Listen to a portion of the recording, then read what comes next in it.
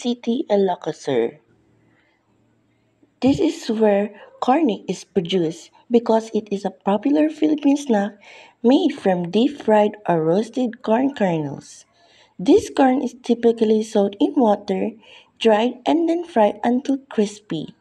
It's often seasoned with garlic, salt, or spicy flavors.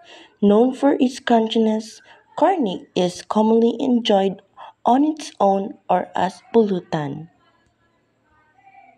Kansas City cornic, it is not only cooked but also made by love.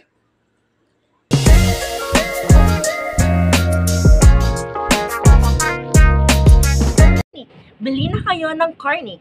Hindi lang ito masarap at malinamnam, kundi crunchy din. Pwede niyo ito kainin kasama ang iyong mga tropa, pamilya, o classmates o mga guro. Ito ay pinipare sa any soft drinks that you want. Bili na kayo ng cornic.